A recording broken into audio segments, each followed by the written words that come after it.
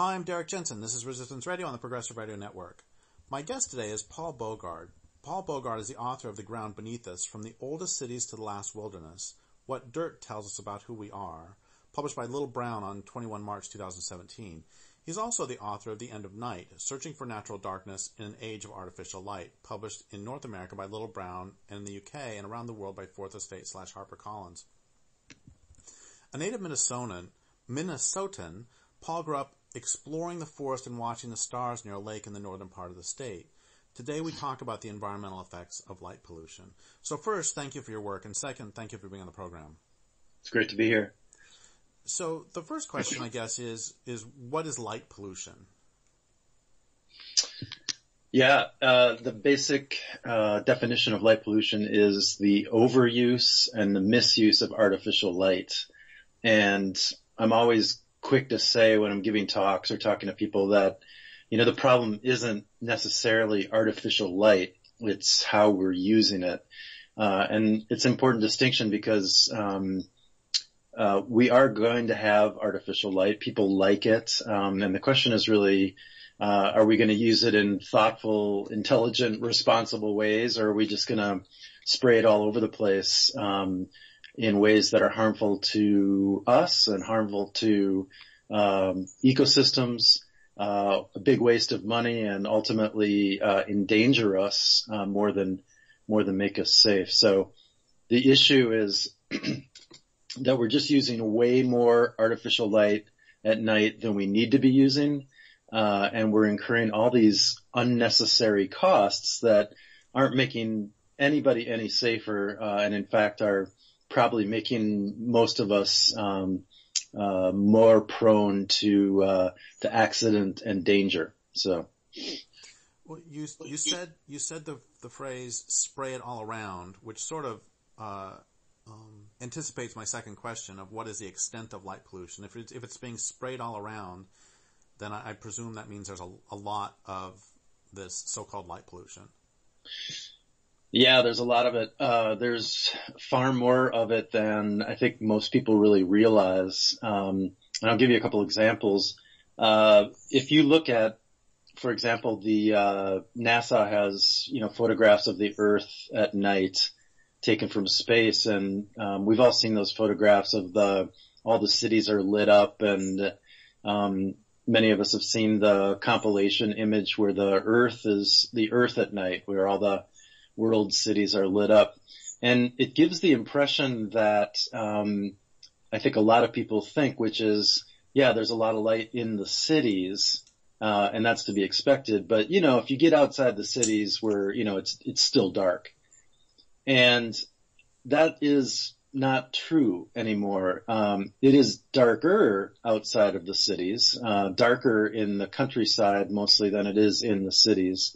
But it's not as dark as it used to be. And all the, ways that we use light in cities that make the cities so bright are being exported out into the suburbs, into the countryside, into rural, and even wilderness areas. I hear so many stories of people who, quote unquote, move out into the country to get away from it all. And they either bring their city lights with them and light up their property, or they've been there for a while and somebody else moves in and lights up the area with all their lights. So we're taking our lights wherever we go. The other thing, I guess, too, when I say spray it all around, the way that we use light is pretty dumb in a lot of ways. And it's exactly because of this, the way that we direct the light. To go back to those images I was talking about with the NASA photographs, those can be really impressive and even beautiful images, because I think artificial light at night in the context of darkness can be really beautiful. But those images are really images of waste. They're just, most of that light that you see in those pictures is either being sprayed straight up into the sky, it's not lighting anything here, or it's being sprayed horizontally, which tends to mix with the atmosphere and create what we call sky glow. It's a type of light pollution here. It's also, if you think about light that's being sprayed horizontally, it's the kind of light that makes it harder for people to drive at night because the lights are in their eyes, or it's the kind of light that's being shined, into your bedroom at night from your neighbors, that kind of thing. So if we could just get people to direct their artificial lights down to the ground, we could have a huge positive impact on our use of light at night. So it's the way that we're using light and the fact that we're using more than we need everywhere. This all reminds me of a conversation or an email I received actually from a friend of mine's sister who is an airline pilot flying internationally. And this is about 10 years ago, and she's been a pilot for a long time, and she said that her heart broke more or less constantly because of exactly what you're talking about, that it used to be there would be distinct islands of light. And now I believe one of the places she flies is Mexico City. And she said, Mexico City from the United States.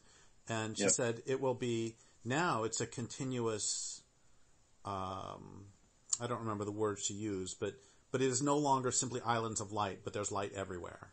Yeah. Yeah. Yeah, that's what you see. If you look at, the eastern half of the U.S., there are just, the eastern corridor from Boston down to D.C., down through Virginia into North Carolina. It's just all lit up. There's no break in the light. And there was a really interesting thing that, some scientists from Italy did about 15 years ago, where they took those photographs that they had from NASA, took the data from that essentially and used it to make, computer generated maps using colors, kind of a spectrum of color to show exactly what we're talking about. So the cities would be in white, the brightest places, and then natural darkness, the way it was before, artificial, certainly electric light, would be black. And then you have the spectrum of oranges and reds and yellows and blues and that kind of thing. And when you see these maps, you see exactly what I'm talking about, which is to say that all these bright places are white, but then all the rest of the countryside are in various colors. And, again, in the eastern half, anywhere basically east of the Great Plains, there is no black left, meaning there is no natural darkness left. And, again, I'm not saying that it doesn't get quote unquote dark in different places east of the Great Plains, but it's not as it used to be. It's not natural darkness. And that's true in Western Europe, certainly. It's increasingly true in places like China and India. Certainly it's true in Japan. You just go all around the world and it's the same story. Before we talk about some of the environmental effects of this, let's just also talk for a moment about seeing stars.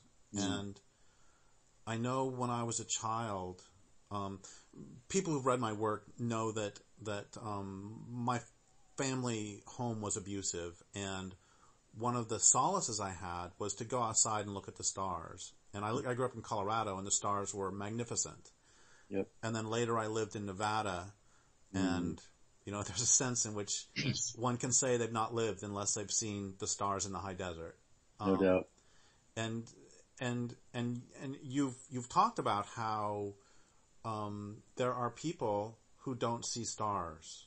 Mm-hmm. And so before we get to environmental effects of all this light, can we talk about seeing stars and what that may mean or what that may feel like? And just anything you want to reflect on about seeing stars or not seeing stars. Yeah, no doubt. I mean, it's the most beautiful thing. One of the most beautiful things in the world.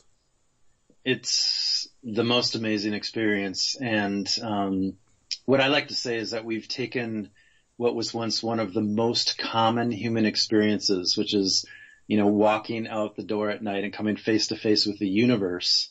And we've made it one of the most rare of human experiences. And it's this experience of coming face to face with the universe that has inspired science and spirituality and art and, religion and contemplation and just what it means to be human, essentially.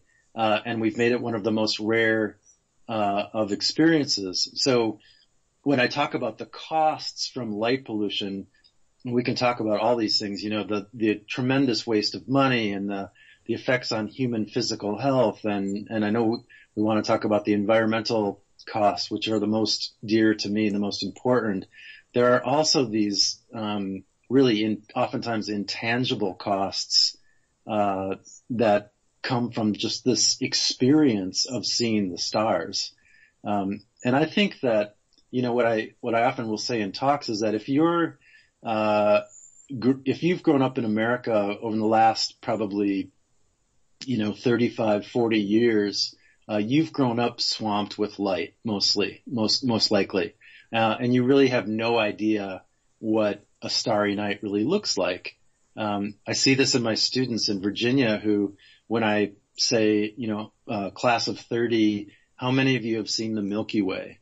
And I get, 10 of 30 maybe. But you're not talking about how many have seen Orion or seen the whole big deal. Yeah, no doubt. And Orion's a great example because the bright stars that we think of as the constellation Orion are brighter than 98% of the stars in the sky. So if you are in a place, and I have been in this place often, if you're in a place where you look up in the sky and all you can see are the 3 stars of Orion's belt or something like that, and nothing else, you should know that you're missing 98% of the stars that you ought to be able to see. And so when you get to an experience, like you mentioned Nevada, in my book, The End of Night, I go to the Black Rock Desert, for example, or down to Death Valley, that kind of thing. You have this experience where, there's stars from one horizon to the other, and there's way more than you could ever count. And it becomes dizzying. You feel like oftentimes you feel like you're falling into the stars, which, when I tell my students that, they're like, what are you talking about? They've never had that experience. And they don't even know what they're missing. So that brings tears to my eyes. Yeah, me too. And I think, why am I talking with you today? Why did I write the book? It's because I grew up in a suburb of Minneapolis, but my grandparents and my parents built a cabin in, we call it up north, in northern Minnesota. And so all my life I've been going up there, and I've been taking the canoe out into the middle of the lake on a beautiful clear night and just being lost in the stars. I've had that firsthand experience, and I know what we're missing. I know what we've lost. I know what we're losing, and so it's a real, it's important to me to try to do everything I can to tell people about that. So there's one more area I want to hit before we go to environmental effects, and that's, so I remember 37 years ago now, I had a friend who, whenever we would have a conversation about what is the most destructive technology ever invented, some people say the plow, some people say the atomic bomb, some people say the gun, whatever. We can have arguments about those. But his was always artificial lighting. And his perspective was not actually environmental. His was because of what it has done to our sleep cycles. Uh-huh. And I know for myself that I have intractable insomnia, and part of that is from other things that we don't need to talk about, but I have noticed, a quick story. In 1995 or 1997, I lived in Spokane, Washington. There was an ice storm where the electricity went out for more than 2 weeks. And after about 2 or 3 days, I had no insomnia. Mm-hmm. And I'm pretty sure that this suggests to me that artificial light's messing with my pineal gland. Mm-hmm. And so, before we go to environmental effects, do you want to talk about some of the non-spiritual human health effects? Yeah, for sure. This is, this is something that gets a lot of people's attention. If they aren't moved by beauty or, the environmental, aspects or looking at the stars, that kind of thing, maybe they are, caught by the human health impacts. And basically there are three main areas. The first one is exactly what you just talked about, which is that exposure to artificial light at night contributes to sleep disorders. This is something that we know. It's something people have studied, and the implications of that are huge. I mean, a lack of sleep, or what scientists would call short sleep, is tied to every major disease that we're dealing with, from diabetes to depression to obesity, on down the line. And what I've been told by the folks who are studying this is that we're going to hear more and more about this, the connection between short sleep and the diseases that we're dealing with. So that's one thing. The other thing is that it confuses our circadian rhythms, that rhythm that orchestrates our body's health. It was described to me, the way I like to think of it is our circadian rhythm is the conductor to the orchestra of all our different organs in our bodies. So if the conductor is messed up by a lack of sleep, or by, a lot of people have felt it by, staying up all night, playing an all-nighter, or by going on transatlantic flights, that kind of stuff, the orchestra is going to be messed up, meaning your body's organs are going to be messed up. And then the third aspect, that really gets people's attention is that there seems to be a connection between, exposure to artificial light at night and the production of the hormone melatonin, in our body, which is produced only in the dark. And so if you're sleeping with a light on in your room, it's not being produced. If you get up in the middle of the night to go to the bathroom or whatever, you turn on the light, the production stops, and a lack of melatonin in the bloodstream is linked to an increased risk for breast and prostate cancer. So that gets people's attention. And then things like, the World Health Organization has, labeled the working the night shift a probable carcinogen.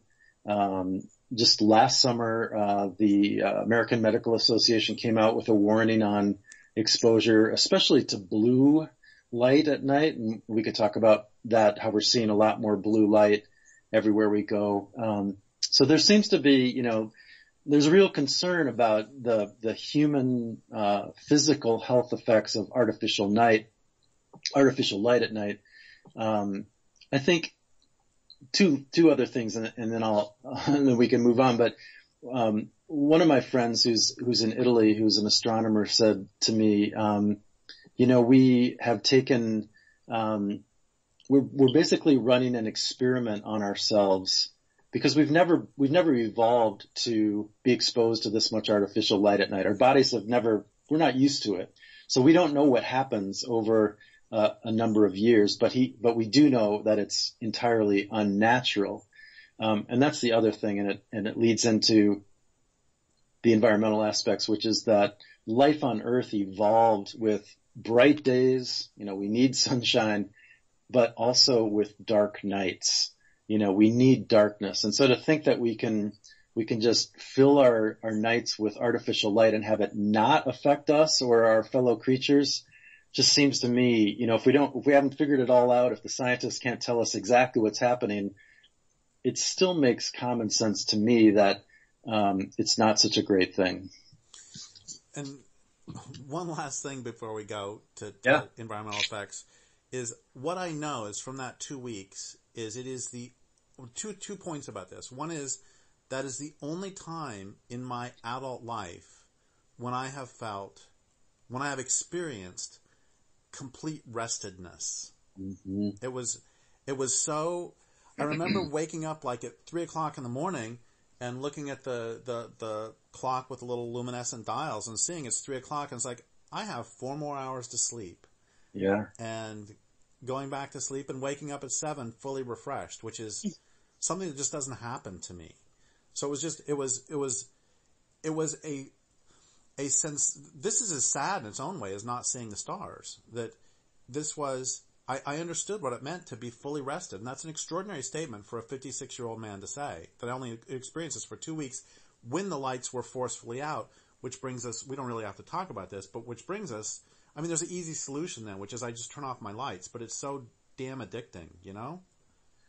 Yeah, no doubt about it. I mean, that is one of the things, people say, well, what can I do? It's number one, sleep in the dark, like turn off your lights. That is, everybody, told me that. That's the one thing we can do.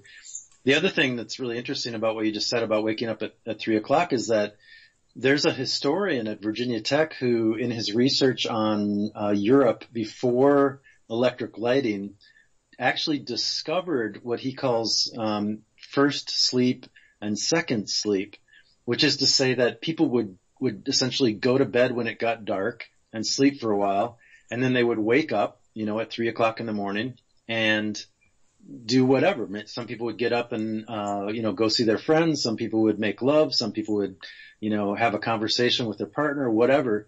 And then they would go back to sleep in the second sleep. So the natural cycle was actually to sleep for a while, get up or be awake, and then to go back to sleep for a while. And so the way that we've compressed that into, you go to bed at whatever, 11 at night and you get up at 6 or 7 in the morning, some people would argue this is not really a natural thing, and it's led to some of these sleep disorder problems. Yeah, thank you for that. So how do you want to start to address the effects of this light on non-human animals and plants? Well, let me just say again, I mentioned this before, but it's important for me to say, this is the aspect of light pollution, and darkness that is the most important thing to me. It's what, it's why I write books. It's why I hope to speak to people. It's why I do what I do is on behalf of our fellow creatures. And, I think well, let me start here. One of the things that makes night, so special and beautiful and amazing and important is the presence of, our fellow beings, the sounds and at night, going back to that northern Minnesota lake where I've spent all my life, when I give a PowerPoint, I'll show a picture of, the Milky Way over the lake, but I always say, this does not capture the experience. I mean, the experience is not only the stars, but it's the loons, calling on the lake. It's if you get lucky and you hear a wolf, it's if you see a bat flittering by, it's the sound of the frogs. It's all these other creatures. And then when you start to learn how important darkness is, that that 60% of invertebrate species, mostly insects, are purely nocturnal, and 30% of vertebrate species are purely nocturnal, and then so many others are crepuscular. They're most active at dawn and dusk. They've evolved to depend on darkness. I really like to think of night as when the wild world comes alive. And then that's a big reason why I love night and why I want to be out at night. And then you think about light pollution, and like I was saying before, you think it's the overuse and misuse of artificial light, and so much of it is just entirely unnecessary. So we're unnecessarily destroying habitat that these creatures have evolved to depend on, and that makes me angry. It makes me sad. It makes me want to take action. And so can you take a few tangible examples and walk us through how light pollution would tangibly harm this particular species of animal or plant? Yeah, for sure. The first one that comes to mind is maybe the most well known, which is sea turtles. that have evolved over hundreds of millions of years to come onto shore to lay their eggs. And when the eggs hatch and the little hatchlings come up onto shore, they've evolved to scurry toward the brightest light on the horizon, which for hundreds of millions of years was the light of the stars and the moon on the ocean, which is the direction they want to head. But now in so many beaches, and this is very true in the U.S., Florida is a big example of this, North Carolina, but other places around the world too. Those hatchlings come up, and they scurry toward the brightest light on the horizon, which is the hotel or the parking lot or the street light, or the condominium, and it's the wrong way, and they don't make it to the ocean. So there's the positive side of that. There's good work being done. People are aware of the problem, but it still is a problem. Another big problem is, birds, migrating birds. In North America, we have more than 400 species of birds that migrate at night. And they're drawn off course by our artificial lights. They're drawn into urban areas by the lights.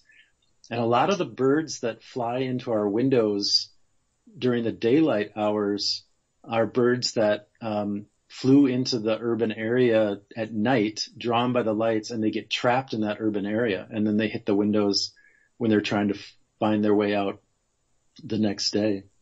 Another one is, I mentioned insects being nocturnal. I know, I'm sure you did, and I certainly did. We grew up in the summer with, the image of the insects swirling around a parking lot light or a street light, that kind of thing. So many insects. That's becoming less and less of something that people see.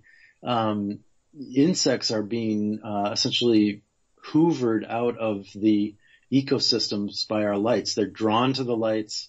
They fly around the lights until they die of exhaustion or they're picked off by predators. And the implications of that for ecosystems are huge because insects serve as, in many times, the foundation for the food chains in those ecosystems. Whatever eats an insect and then on up. So if we lose the insects, it's having we're losing it impacts the entire ecosystem. I was doing a talk in Western Illinois several years ago, and my flights were late getting into Quad Cities, and I got in maybe 1 o'clock in the morning, and I'm standing waiting for the shuttle to my hotel, and there's something that I can't figure out what it is that's wrong. And then finally, when I get to the hotel, I realize it's because I was standing in a parking lot that had all these lights, and I didn't see all those moths flying around. Yep. It was completely horrifying to me. So I want another creature. I recently learned that dung beetles navigate by the stars, and what they do is they find the poop that they want to take to their den, and then they get they sight a direct. They figure out the same way sailors do it. I don't know what the word is for that. And then get a dead reckoning, I guess. I don't know, whatever it's called. And then because they have to go on the ground and pushing this big ball around, they'll have to go around obstacles. But the way they are able to maintain their direction back to the den is by following the stars. And it seems to me that if they can't see the stars, then they're going to be out of luck too. Yeah, absolutely. I mean, I think that's a logical conclusion to reach. And I think, one of the things when we talk about the environmental effects of artificial light at night is that we just don't know that much about it, right? There hasn't been that many people studying it. But that doesn't mean it's not having huge effects all across the ecosystems and it's things that you wouldn't even imagine, like a dung beetle or like fish. I mean, people don't realize that, the lights in cities that are shining onto rivers or whatever body of water around are having an impact on the fish as well. It's talk about something we don't normally think about, except again to say that the natural world that we know and love evolved with bright days and dark nights. We just can't shine our lights all around and not think it's having an effect on just about everything. So one effect I can think of, I hadn't thought about fish before that way, and one effect I can think of is I know that when salmon run, they prefer to run on dark nights because then, I mean, obviously they go in the day too, but they're especially happy to run on a dark night because then that makes predation that much harder. Yep, exactly. But what other effects would they have on fish? I've not heard of this. I've seen the studies. I'm not entirely up to date on it, but I think it does have to do, as you say, with the salmon, with migration. It's an important part for them to be moving. And that's true of so many other creatures as well, that they choose the night when it's dark to move because it's safer. So if you're shining your lights everywhere, it takes away from that time of safety. So what about, let's go back to the insects for a minute. And I've never known the answer to this. Why are they attracted to lights? Yeah, that's a good question. I don't honestly know that question, but that's been studied and we know that. And we also know that, what's been observed is if you go out, let's say into the country and you put up a big bright sign, and you leave it on all night, that at first you'll have that scene that we know, the insects are drawn to it and swirling around. And with each successive year, as this has been observed, the number of those insects goes down. And so then finally you have the thing that you experienced in Iowa where you're like, something's weird, something's missing, and you realize what it was. Those insects have been vacuumed, hoovered out of the ecosystem. So let's talk about a couple more either classes or species of animals whom it might hurt. I mean, we know that frogs mainly sing at night. Are they affected by light? I believe they are. I don't have a study in front of me to tell you, but that makes entirely too much sense as well. And just name one or two of your favorite other examples besides the sea turtles and the birds, who are harmed by light pollution. Well, one of the most important nocturnal species are bats, and we have, there are more than 1,000 species of bats. People don't know that, and again, we're just learning about bats. It seems like some of the bats actually benefit from having artificial light, at least for a little while, because they can see their prey, but that other bats are decimated by artificial light at night. And when you start to learn about bats and how wonderful they are, how amazing they are in their own right, but also the value that they bring to humanity, certainly in terms of eating agricultural pests, for example, or even mosquitoes, they do enormous work on behalf, or at least we benefit from it. And so to have an impact on bats is going to have a fairly quick correlating impact on humanity as well. Can we presume that, as well as having the tangible physical effects that we've described of drawing birds into cities, sending sea turtles the wrong direction, can we presume also that if lights are affecting human health, that they would also be affecting especially the nocturnal creatures' health through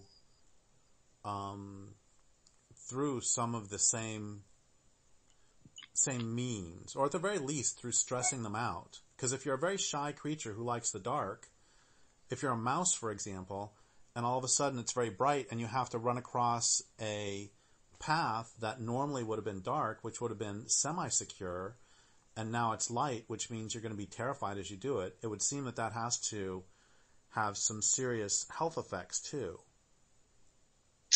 I mean, it sure seems like it to me, and I think stress has to be at the top of the list. If you've evolved to depend on darkness, and all of a sudden the night is no longer dark, that has got to stress you out. Also, I think things like we talked about circadian rhythms. Certainly mammals are going to be impacted by that as well. And I recently read something about how trees, and of course plants are a lot more complex than people have thought. They communicate, they do all sorts of other things. And I read this one study recently that plants, the tree's limbs will be lower at night. And one could make a mechanistic explanation for that. But in addition, it seemed pretty clear that it seemed like they were resting. And the point really is not whether we want to go woo-woo on this or not. But the point is that plants themselves, for God's sake, marijuana, if it has an 18-hour day, then it's in a vegetative state. And if it goes to a 12-hour day, then it blooms. Mm-hmm. So we all know that. So we know that light has to have serious effects on. And what happens to a tree then who evolved with long days in the summer, short days in the winter, and is now getting light on its photoreceptors during the winter as well, during the night? What's going to happen then? Right. And there have been a few studies about this. I can tell you from, just observation, like on the street in Minneapolis, the trees that should lose their leaves aren't losing all their leaves because they're exposed to, they're right by a street light, for example. It's interesting. We're talking about this. There's a book that came out, probably about 15 years ago now, and it's called The Ecological Consequences of Artificial Night Lighting. And the reason I bring it up is because when you look at the different chapters that are broken up on plants, fishes, mammals, birds, et cetera, the studies that they have, it's like 1 or 3, right? They're not drawing on like hundreds of studies. We don't have, and it's because we have not studied, we don't have the studies that show exactly what's happening to trees or plants or even fish or mammals or birds. So I'm with you. I mean, I guess I've been arguing, it makes common sense to think that if species have evolved with darkness and with seasonal light, that's another big part of this. And we start interfering with that, in a time frame that has no evolutionary, significance just over the last, 20, 30, 40, 50 years, that we're going to be impacting these beings. It makes sense. It doesn't make sense to think that, the life around us is not being impacted. I went into this interview recognizing, like any reasonable person would, that light pollution is a huge problem. Mm-hmm. But as we talk, I'm starting to think that this is, and you said this kind of early on, except I'm going to change the language quite a bit, that this is a grand open air experiment. You said that, but I'm going to say that this is a grand open air experiment on the same scale and terrifyingness as bathing the world in endocrine disruptors or bathing the world in plastics. I mean, this is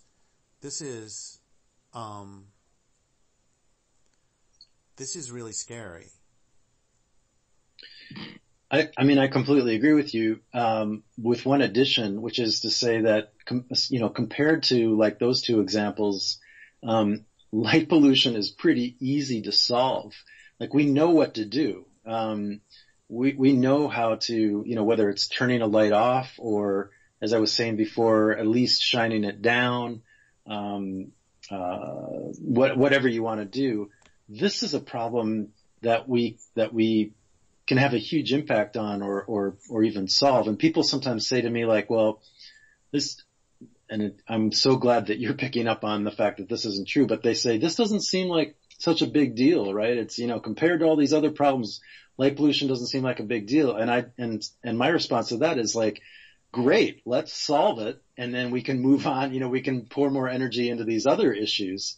The other thing too, I think, going along with what you're saying, is that for me, light pollution or our use of artificial light is so symbolic of our use of resources too. The fact that we just spray it around, that we use more of it than we need to, that it's not under control, is huge. And I spend time in places like Paris and a couple other places that really think about how they're using light, and it's done in a beautiful way even.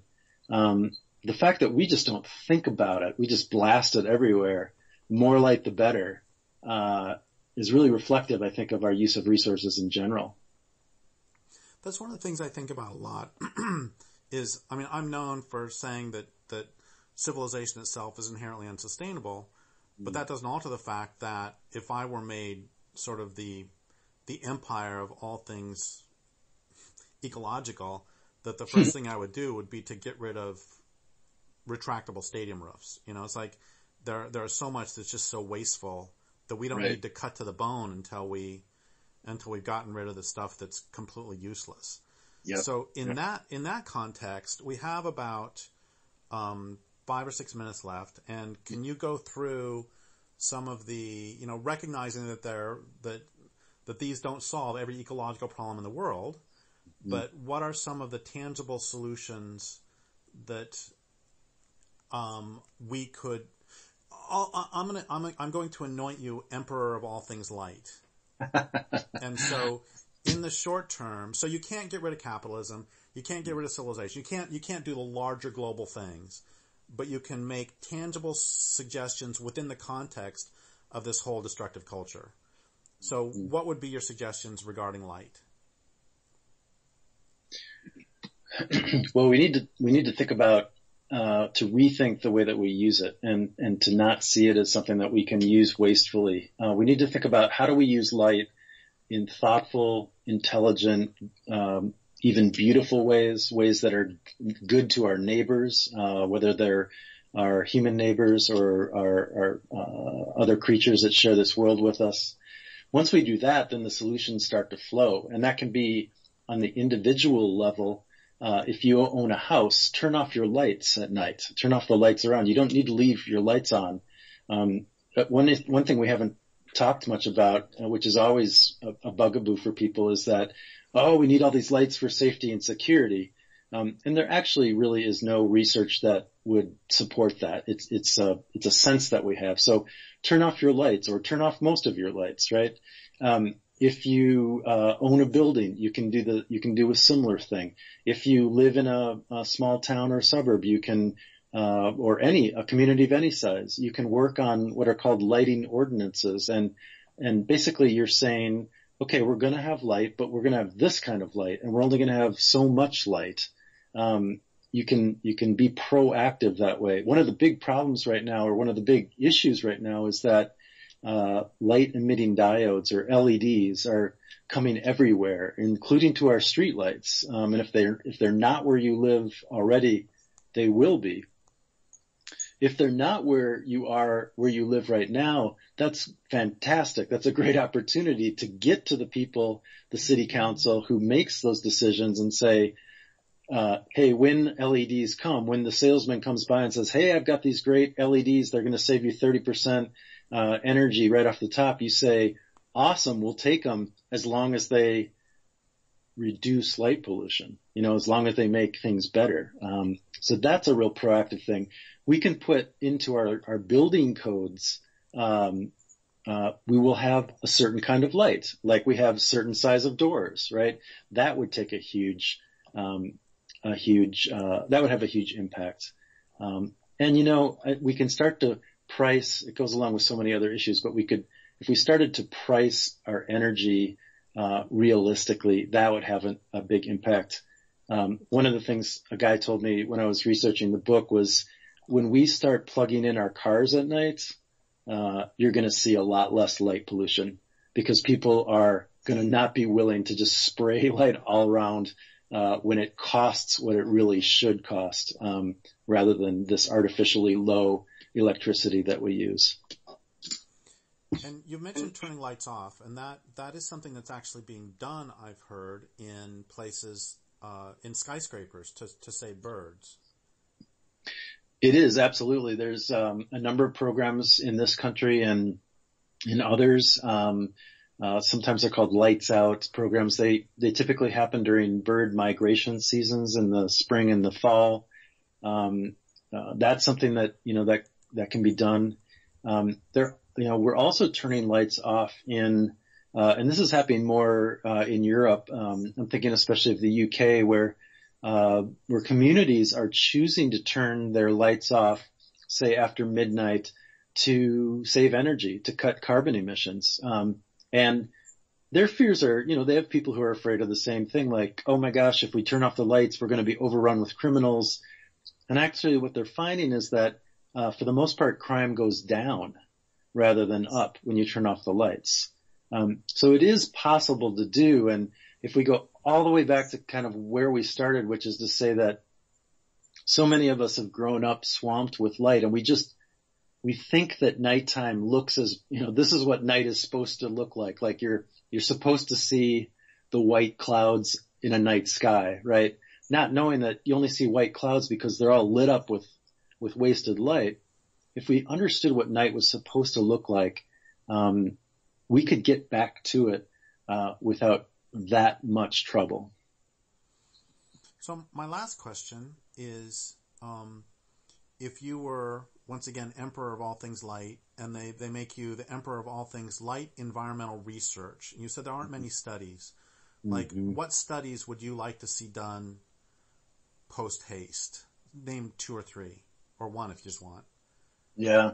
Environmental studies, like what would you really love to see? Like, now we know the effects of lights on tree frogs, or we know the effects of lights on dung beetles, whoever. What studies would you like to see done? I'd love to see studies done on, I guess, more charismatic species that will make people sit up and listen. So I'm talking to you from Minneapolis. I've told you about my cabin up north, the loon, this amazing bird, that's on our license plates. It's our state bird. If people started to say, the loon population is suffering because of artificial light, which you could probably make that argument, people would sit up and notice in a way that they probably wouldn't if I said this species of insect is suffering. So those charismatic species, if we could get scientific research behind that might make a difference. Well, thank you so much for your work. And I would like to thank listeners for listening. My guest today has been Paul Bogard. This is Derrick Jensen for Resistance Radio on the Progressive Radio Network.